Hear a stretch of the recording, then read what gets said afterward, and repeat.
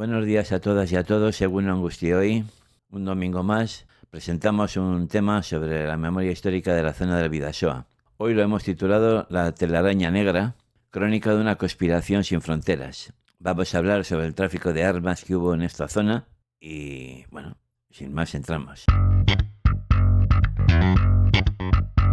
La frontera no solo era una línea en el mapa, sino un lugar de lucha oculta. Allí, a la sombra de los Pirineos, la red fascista se extendía con total impunidad. No es una sospecha, es una certeza brutal. El terror que asoló el sur de Francia y el País Vasco tuvo una firma internacional, una huella indeleble grabada a fuego por la máquina del eje. La gendarmería francesa, que cubría la zona del Pirineo, tenía pruebas que implicaban al comandante Troncoso, quien había dado orden desde el principio de agosto, yo creo que antes, pero bueno, de intensificar los envíos de armas y explosivos con destino a Francia. Esto nos lleva a realizar dos investigaciones, una por cada lado, con gente implicada en cada uno de ellos. Vamos a empezar por Hegoalde, por el lado español, digamos, que hasta donde conocemos comenzaba así. Los cargamentos de armas, evidentemente, eran enviados desde Alemania nazi a España, normalmente al puerto de Pasaya, y de ahí enviados a la frontera de Vera por medio de los requetés en camiones alemanes. Se transportaban en paquetes, en cajas también, a un punto determinado de dicha frontera, donde los contrabandistas contratados por el grupo de la Cagul francés los hacían llegar a Beoví, a Urruña, a Sara, Olet, Asquén, según era necesario el sitio, donde se citaban para que fueran llevados a Burdeos, Toulouse, París, en fin. Desde hacía un tiempo llegaba a la estación de Hendaya vagones con camiones militares alemanes, Magirus Diesel de 5 toneladas. 60 camiones ya habían llegado, a un ritmo de 15 o 20 cada día. Eran de color azul oscuro y con toldo verde. Estos envíos eran dirigidos a León Pardo, ciudadano francés de extrema derecha, de Hendaya, que tenía la exclusividad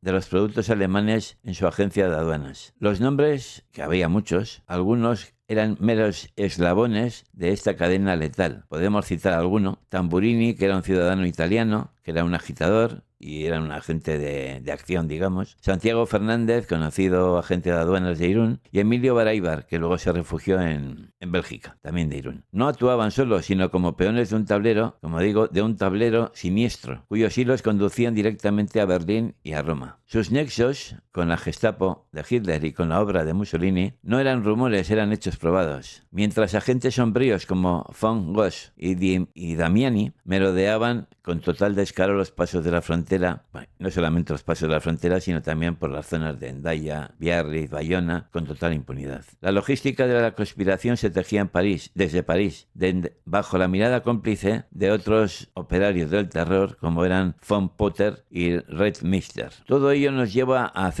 hacernos una pregunta. ¿Se pasaban las metralletas y la munición a Sare y a los pueblos de alrededor? ¿Se dejaban a mitad camino? ¿O realmente qué pasaba? Esto es una de las preguntas que cuando investigas siempre aparece. Y entonces vamos desgranando poquito a poco qué es lo que pasó. Cuando no se podía pasar el armamento, se almacenaban depósitos pertenecientes a la Cagul. Por ejemplo, en casa de un llamado Laborda, que vivía cerca de la frontera, entre otros. Y este podía ser, por ser un germanófilo como conocido, Félix Laborda, exalcalde de Hondarribía. Otros cargamentos fueron dejados en parques de artillería franquista, el más cercano sería el de San Sebastián, a la espera de pasarlos. Siempre tenemos que pensar que la frontera estaba cerrada. El control desde el lado español era llevado por la comandancia del Bidasoa y la de Vera. Si miramos las fechas nos damos cuenta que la guerra civil estaba presente, estaba en pleno auge, y que la comandancia del Bidasoa y sus agencias de espionaje funcionaban a pleno rendimiento por toda Francia. Los explosivos alemanes se fabricaban cerca de la frontera de Irún. La presencia de agentes de espionaje alemanes e italianos correteaban por los dos lados del Bidasoa, con pasaportes diplomáticos. No había manera de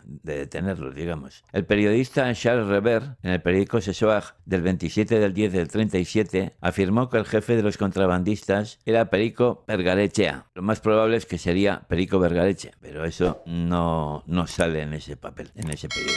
Y seguían con un comentario, que esta noche hemos encontrado en el bosque de Viriatu su automóvil con la matrícula San Sebastián 5133, que acompañaba a un camión misterioso cuyo viaje había sido vigilado por la policía. Entendemos que la policía francesa. Pero la evidencia va más allá de los nombres y de las intrigas palaciegas. La prueba era tangible y mortífera. Los atentados llevaban el cuño de un tal Bauer, que era un comandante alemán, un fantasma cuyo rastro se pierde en la pólvora. Y la munición de esta guerra sucia no puede ser más clara. Metralletas Schmeisser de 9 milímetros, la munición, digamos. Un arma que gritaba el nombre del régimen de Hitler, era la huella que los alemanes participaban, brutalmente estampada en el suelo francés. La burla macabra, que se completó con los explosivos, se hacían con botes de leche condensada que en lugar del sustento, digamos, que en lugar de la leche condensada, escondían su mortífero relleno de tolita y otros explosivos, listos para sembrar el caos. La impunidad, sin embargo, conoció un freno. En un golpe de astucia, la policía descarriló parte de la maquinaria de contrabando en junio del 37, interceptando una red de importación fraudulenta de armas. En el último invierno trajo también otras detenciones, como la de Jean Diachers, Manuel Susanne, Paul Lichan e Hippolyte Susperregui, que fueron puestos a disposición judicial. Pero esta red no se rompió, quedó solo herida. Un quinto hombre, Martín Borda, perteneció prófugo buscando refugio en la oscuridad cómplice de Irún, como un fantasma que se burlaba de la ley. La evidencia incuestionable en cada informe